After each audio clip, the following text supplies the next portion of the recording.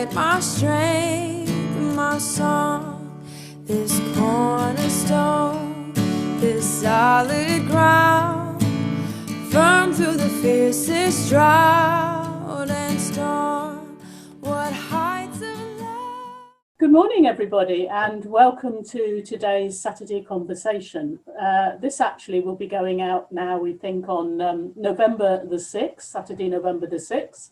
My name's Ruth Crossland. I'm a licensed lay minister within the Avon Valley Parish. And this morning I'm delighted, I feel like I want to say, Mark, I'm delighted to welcome to the studio Mark Ward, another licensed lay minister. But of course, as we all know by now, Mark and I are sitting in different places. Mark is in Sandalheath, I'm in Christchurch. So welcome, Mark.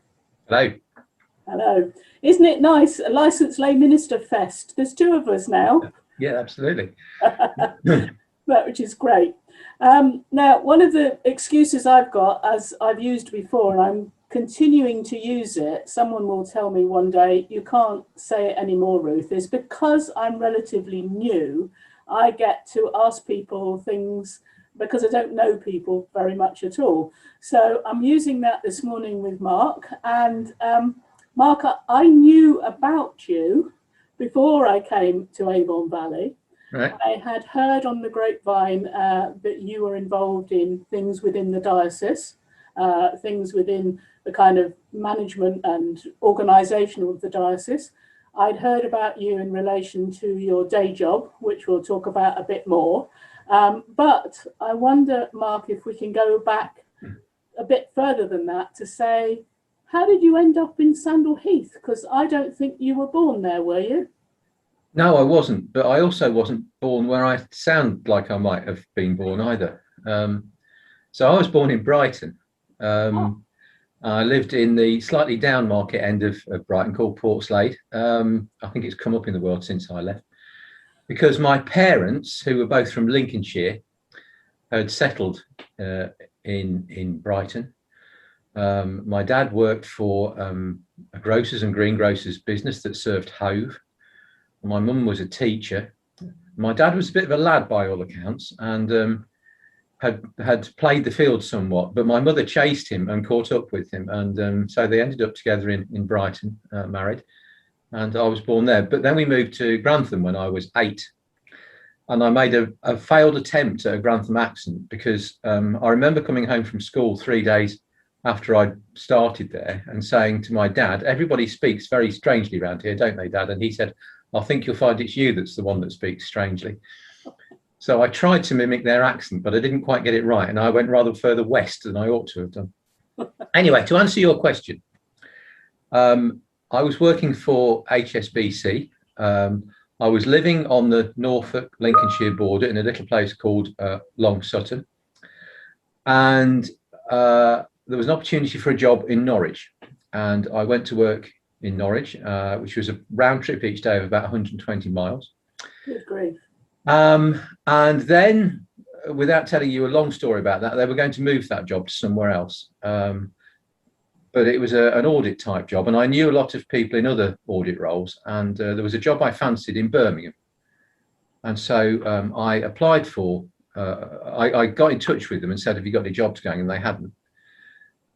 But then a job came up in Southampton, opposite the railway station in the what was the HSBC building there, with the same team. And I thought, well, I'm not going to get this job because it's too high grade for where I am at the moment. But if I applied for it, at least I might get my name known. Unbeknown to me, when I went for the interview, I was on an interview with a guy I'd been on a course with. And it was a course I'd had to go on because HSBC rules is rules. I had to go on the course, even though I didn't need to go on it because I was already higher qualified. But no, you've got to go on it because you've got to go on it. When I got there, the trainer said to me, I don't know why you're on here. You know more about this than I do. So could you help me out? Because it's a big group of people. So I sort of half trained the group. So I walked in this room for the interview, and the bloke said to me, well, you know what you're on about. I've seen you in action before. Do you want the job? Which was a bit of a shock because I actually hadn't told Margaret whoops, that I was going for an interview. Not even that you were going for an interview. Well, no, I told her I needed to go to Southampton because I occasionally did go to Southampton. So I got home that evening and said, look, been offered a job. It's in Southampton,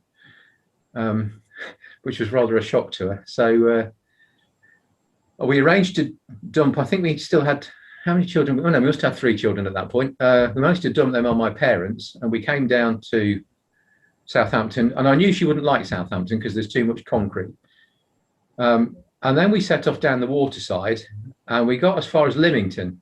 And she said, I could live here. And I said, well, I'm sorry, we can't live here. I can't afford it. And so we started to head further in this direction. We went to Ringwood, and then we came to Fordingbridge. And we decided that Fordingbridge was very similar to Long Sutton. Had a very similar vibe to it, feel to it, size to it. The children could possibly feel reasonably at home here. So I accepted the job. There were about 3 houses for sale at the time. It was one of those times when there were very few houses for sale. And we found this house, and we moved here, and we've been here ever since. Right. That was How many years ago would you say, roughly? 26 and a half. 26 and a half, yeah. So do you, despite all that, do you have some memories of playing on the beach in Brighton as a child? Yeah, I do. So as you will know from childhood, every day was sunny. Yes. I don't ever remember it raining. Yes. My mum and I used to go down to the beach a lot in the holidays. My dad's job, he would leave at 6 o'clock in the morning, quite often wouldn't come back home until 10 or 11 at night. So I saw very little of him. Right. Even and then on a Sunday, he was basically worn out. So my mum and I used to go down to the beach a lot. And Brighton Beach, for those of you who know it, is a mass of stones and pebbles. So most of my time was spent hunting for a patch of sand to dig in. Yeah. But I have a great nostalgia for the place, and I do like going back there. We don't do it very often, but I would still call it home, oddly enough, even though I only lived there till I was just about to turn 8. Yeah. And yeah, I loved it. Where my dad worked, there was the house with it as well. And when the people that owned it were away, we used to live there. And it was still in the days when there were still steam trains going down the bottom of the garden, the ones going from London to Brighton. And the shop had a dog, and I've always loved dogs. And he and I got on like an absolute house on fire, even though he hated just about everybody else in the world. And I used to love going and being in that house with the dog. So I've got lots of very, very happy memories of that very early part of my life. It's very interesting. It's just dawned on me a bit of a connection between vegetables. Because I know that you have an allotment. I have benefited from one of your evening team meetings that we had, a staff team meeting, where you cooked and you created this lovely dish with marrows. Because now I think one of your important aspects of your life is actually growing and cooking your own produce, isn't it? It is, yeah. Yeah, and it's interesting that you say, isn't that the kind of thing? I mean, your father was selling it, presumably, not so much cooking it because of the hours he was working. Did he used to bring home the odd carrot and the odd sort of marrow and say, here you are, whatever your mum's name was, what can you do with this?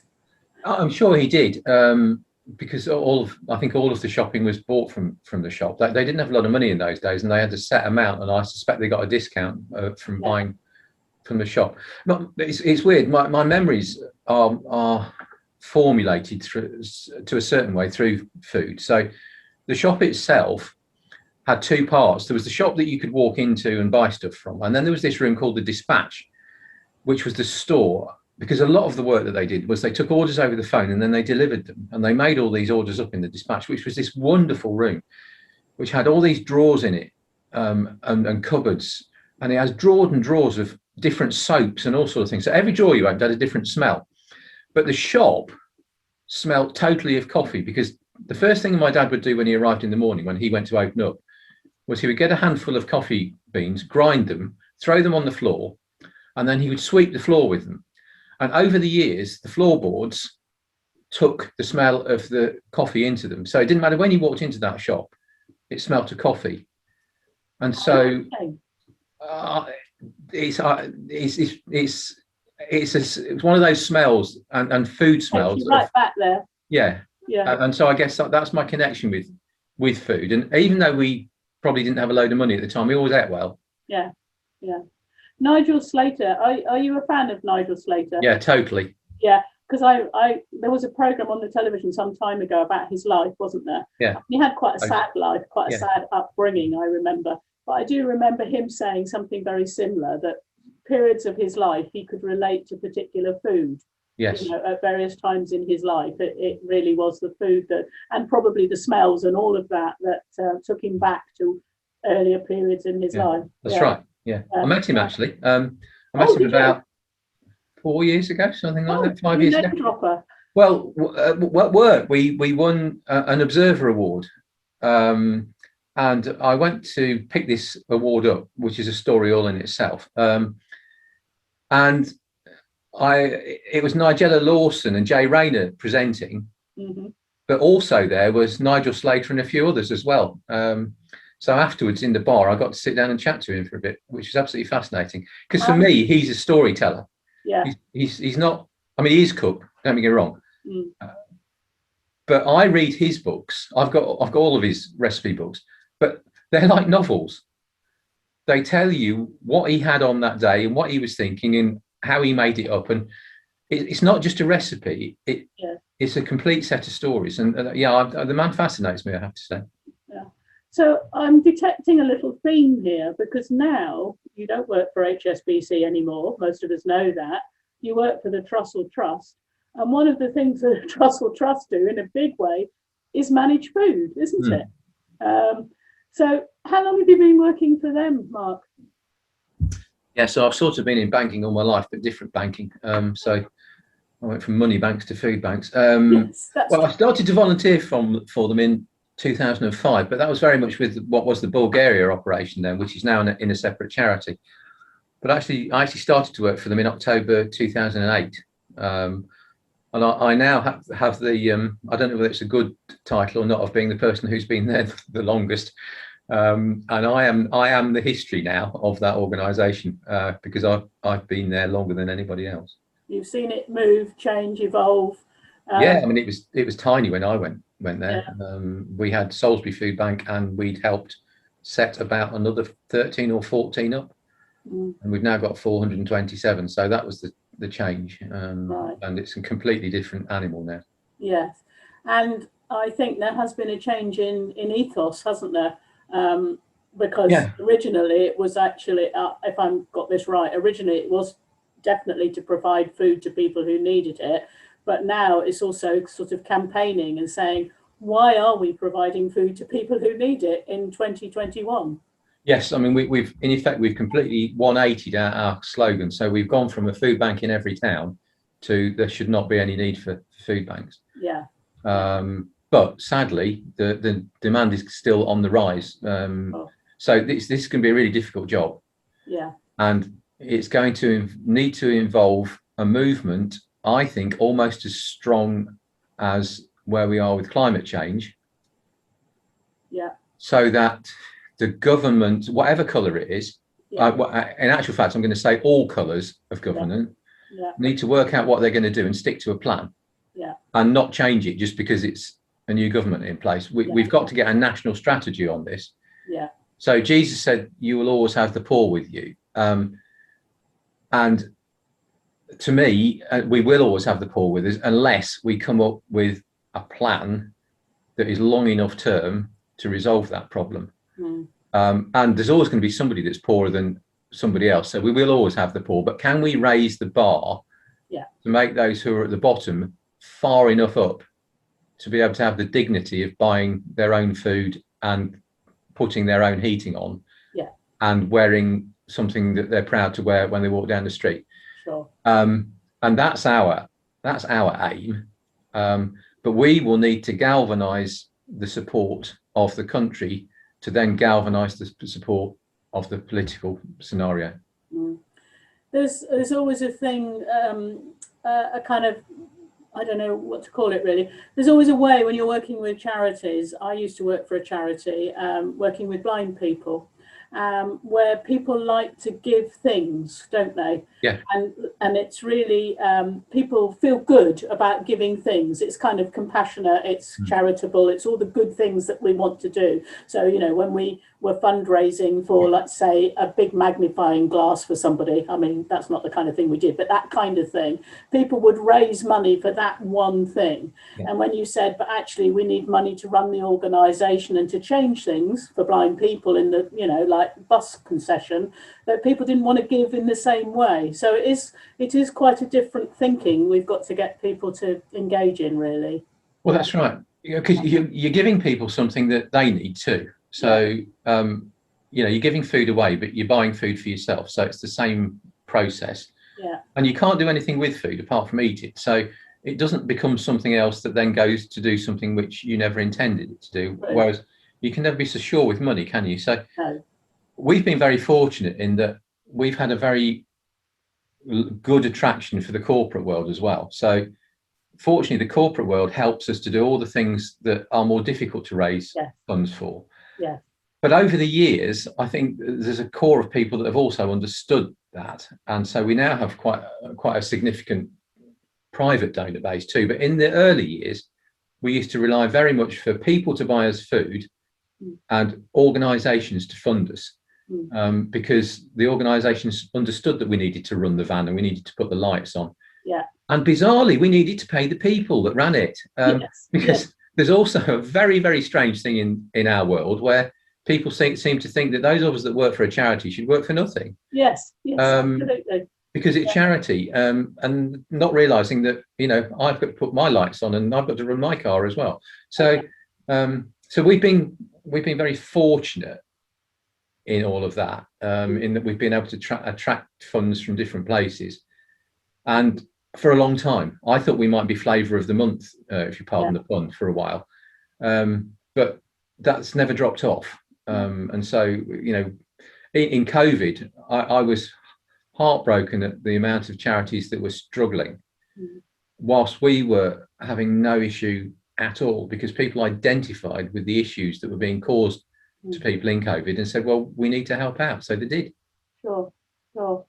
Now, one of the other things, a huge aspect of your life, being a licensed lay minister, we started, I think you probably started, well, we both did, when we were lay readers, quite some time ago now.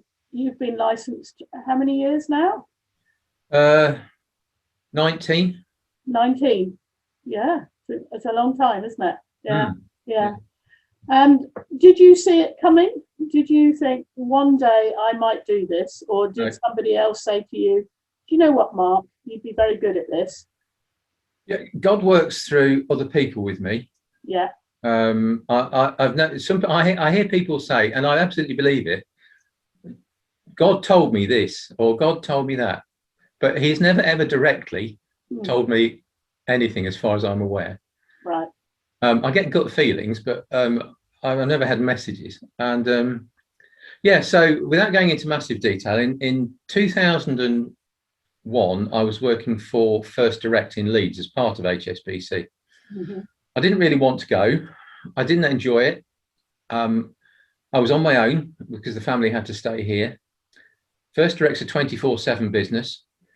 And I'm one of those people that sadly sometimes can get wrapped up in things. So I would be there at 6 o'clock in the morning. I would still be there at 10 o'clock at night. And I didn't realise how ill I was making myself. And I had to take a month off. It was September the 11th. I can remember the date. It was September the 11th on the day. And I had to have 4 weeks off, and then I had a further 7 weeks off, not too long after that. And in the 7 weeks off, because I went back too soon, the then vicar, Tim, who's now with us back again in Fordingbridge, Tim Dakin, said to me, come and have a cup of coffee. And I went and had a cup of coffee with him. And a few weeks ago, I won't say I struggled to remember my name, but Margaret would go to work, and the only thing she'd ask me to do was to empty the washing machine, and she'd come back in the evening and the washing was still in the washing machine because I'd forgotten. And during that period of time, Tim said to me, I think you'd be quite good at being a lay reader. And I looked at him and I said, what?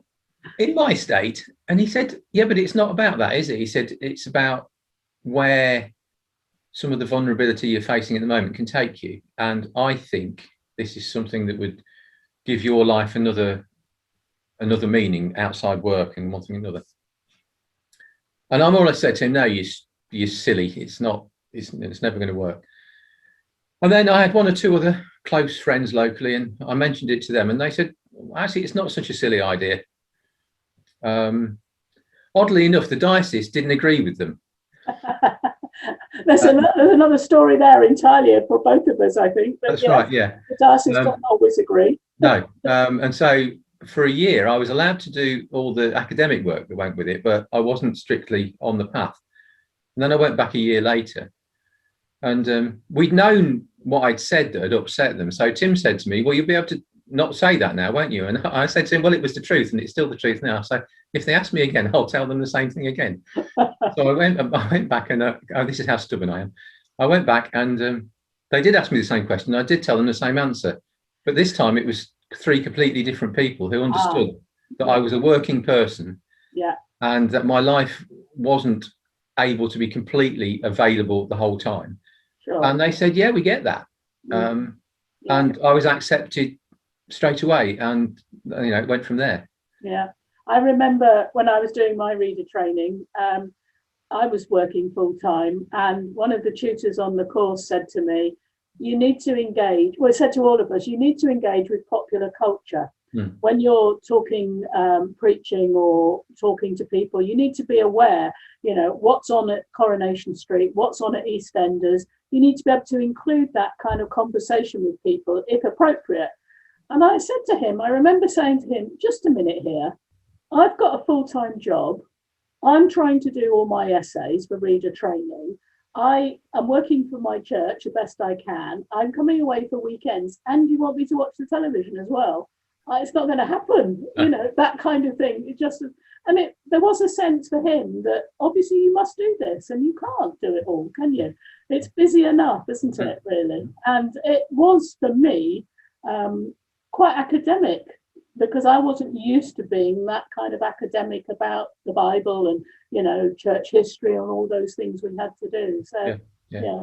But I'm sure I've noticed you find it a blessing as well, because I think I do. It's such a joy being able to do the things we do. It's such a privilege, isn't it? Leading services, leading worship, getting engaged with people. So it transforms our lives, I think. And if anybody's ever thinking about it, come and talk to either of us. Yeah, that would be a good thing, wouldn't it? Yeah. Now, the other thing I know about you a little bit is that you have quite a family, 3 children with various partners, various is it 8 grandchildren? Have I got that right? Yeah. None of them are local, are they? They're all. No. My grandchildren. Sorry, I'll say it again. My children all settled where either they or their now spouse went to university. So my daughter Laura and her husband Richard, who's now a curate in the Church of England, went to UEA in Norwich, and they now live just outside Norwich. My son Richard and his wife Jenny went to Nottingham, and they live just outside Nottingham. And my daughter-in-law Anne-Marie went to Leeds, so her and my son David currently live in Leeds, but are looking now to move to Wales. So even if they move, they're not going to be anywhere near as close as they might be. So yeah, we go on treks to go and visit. And the other thing I know you did last summer, I think, was you made a tree house. Yeah. So for one set of grandchildren. Yeah. So is when you're not working, when you're not digging up the allotment, when you're not doing licensed lay ministry work, when you're not doing this, that, and the other, are you interested in doing things like woodwork? Are you a practical sort of person, Mark? Yeah. I'm not sure how good at it, but I love it. When you get married, as we did at 20 and 21, and you start off with not very much, and so every house that we bought, we've had to buy the biggest wreck that we could find, and then do something with it if we wanted what we wanted. But previous to that, my wife's family had a house in North Wales, which was a holiday home, and it was right in the middle of nowhere. in a forest, and it was too far to get builders to come in. Plus, they didn't have a huge amount of money either. So we all learned how to do stuff. So if a pipe broke in the winter, we had to fix it. We learned to do things like plastering and fixing the roof and all those sort of things. And it was something that I was always keen on. And so, yeah, I mean, this house, I've put new walls in. I've put all the internal doors in. I've built all the bookshelves. And one of the reasons I love it is because often what you do, if you do a job that's a desk type job, often your job is to get rid of what's on your desk. So certainly when I worked for a bank, the objective was to clear the desk by the end of the day, so you couldn't see anything. Yeah. When you build a bookcase, when you finished it, as my wife will tell you, you can be found staring at it for hours afterwards. Just amazed that you produced this thing. Yeah, still spotting where you didn't quite get something right, but thinking, do you know what? I actually made that today. Yeah. And for me, there's a certain pleasure in doing that. I'm much better with wood than I am with anything else, but I have a go at most things. I'm a bit trial and error with electrics, which certain times worries other people. And I have blown things up a few times, but I always got it right in the end. But the bizarre thing is that then your children think you can do everything, forgetting that I do most things by trial and error. So they ring me up and ask me the most bizarre questions, thinking I'll know the answer to them.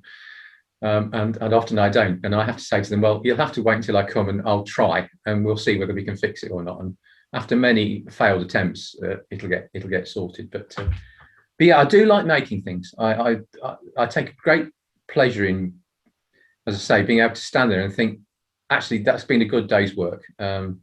So our garden table of 20 odd years disintegrated earlier this year. So I bought some legs and I bought some wood and I made the new table for the garden.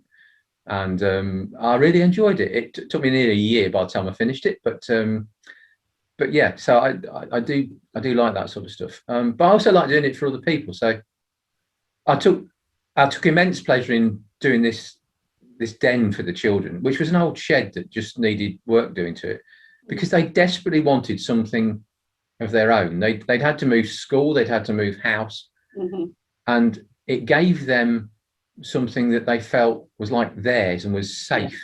Yeah. And it's rickety and it's wobbly because the shed isn't quite square, and I wasn't going to take it to pieces and start all over again. But I just love the fact that when their friends come round, they all disappear into this shed and go and play. So and like a sanctuary now. Yeah, and the grown-ups. Yeah, it feels like it was worth, it was worth it. Apart from the fact that my granddaughter can twist me around her finger to do absolutely anything. But there you go. That's what 7-year-olds are like, isn't it? Yes, that's the joy of grandchildren, I'm sure. Yeah. So when you have a quiet hour or two, I can't imagine by the sounds of it you have many. What's the thing that you really, really like to do?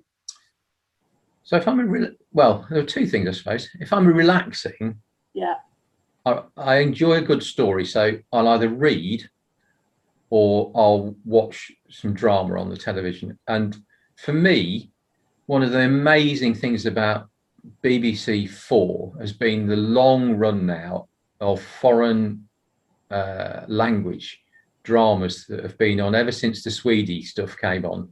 Right. It must be 15 years ago now, at least 10 anyway. Yeah. So all the Scandi stuff, and then it started to be French and German and Italian and various other things. And so even if we can't watch them, we record them all, and then we often binge watch them. And yeah, I absolutely love all of that escapist stuff. I hate science fiction. I can't cope with science fiction because if it can't be real, I can't do it. But even if it's an ordinary story, as long as it's based in reality, then I can do that. So that there's that. I see the allotment in the same light in terms of relaxation. So in the summertime, I'll go and spend a couple of hours digging or whatever, or pruning or whatever happens to be going on.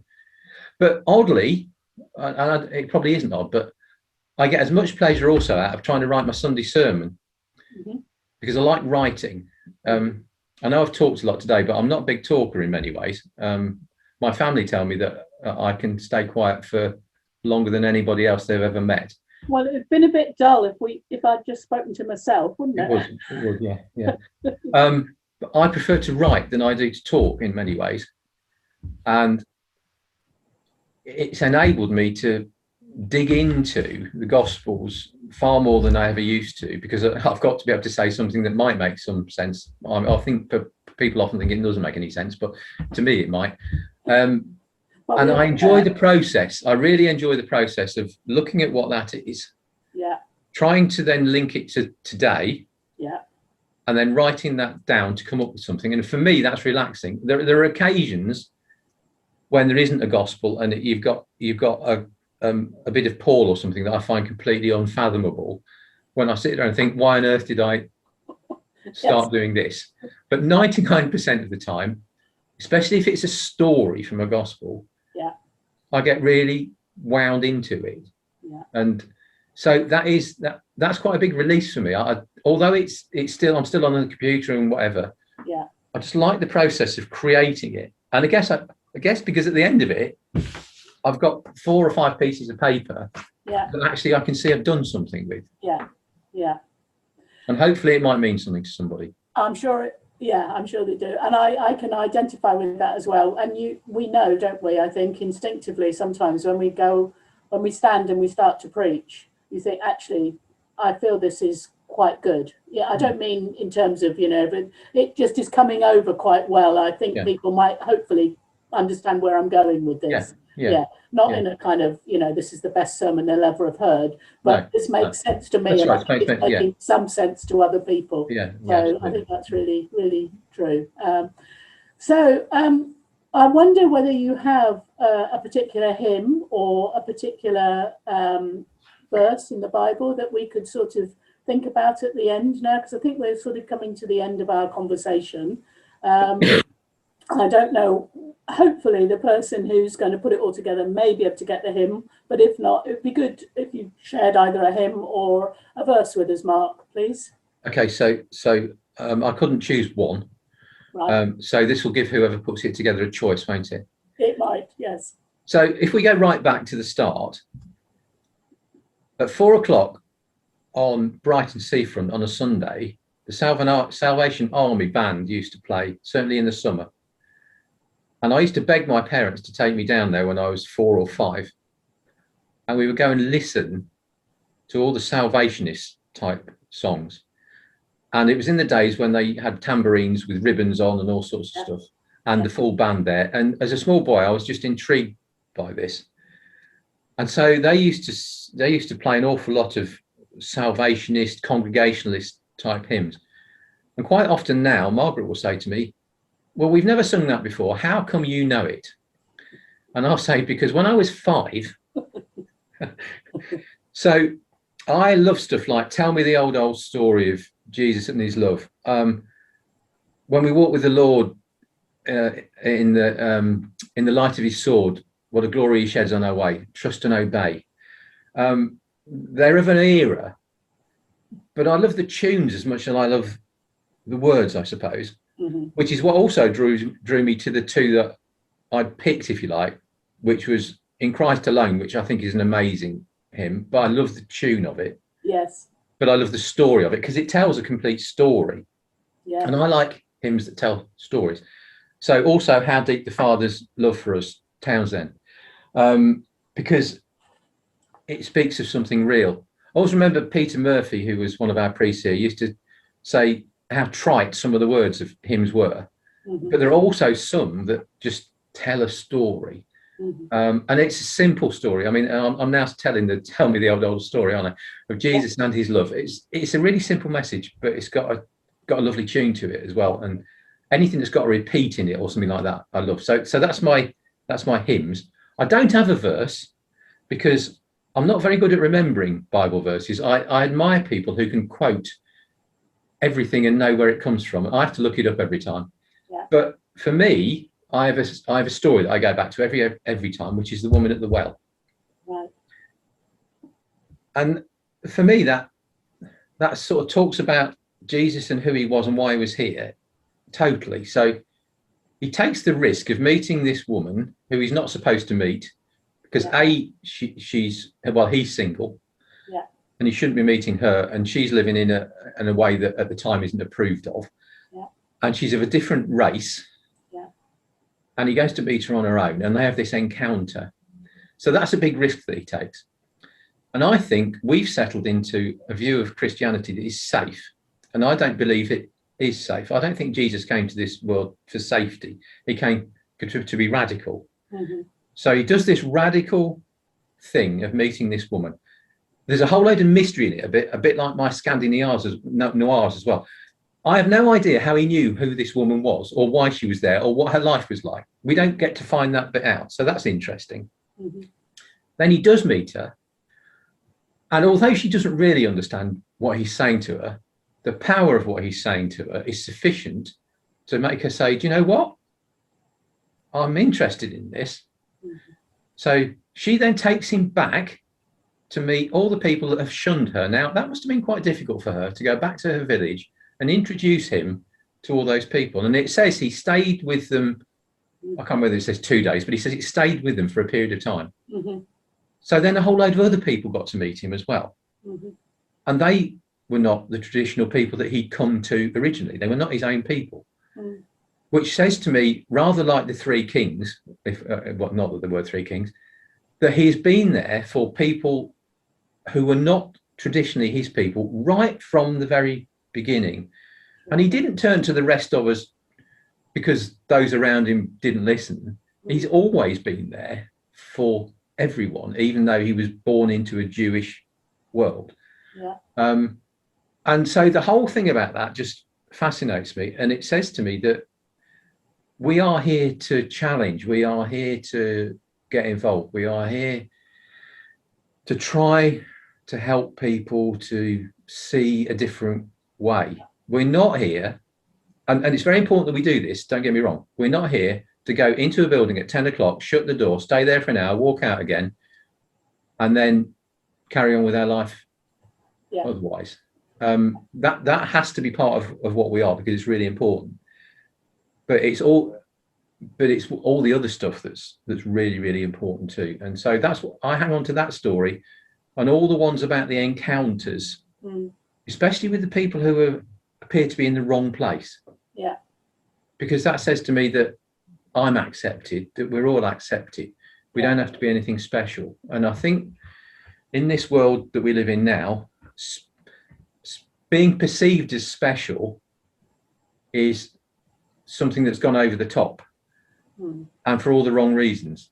And I'm really sorry I gave you a sermon there, didn't I, instead of a Bible verse? No, but it's fine. but that's really that I come back to that. The people of the Avon Valley must be getting quite fed up with it, to be honest. But I come back to that story over and over and over again, because for me it holds a huge number of truths in it. Yeah. Mark, that's lovely. Thank you so much. It's been really great to have this time together, to have this conversation. So thank you very much. I look forward to when we next bump into each other, probably in person rather than on Zoom, but who knows. I hope you have a really good rest of your day. I suspect you may have some worky things to do as well, but enjoy it, and we'll catch up again soon. So thank you very much, Mark. It's been really good, and God bless you. Thank you. Okay, and we must do the opposite at some point as well. We must. Thank you. Bye. Take care. Bye.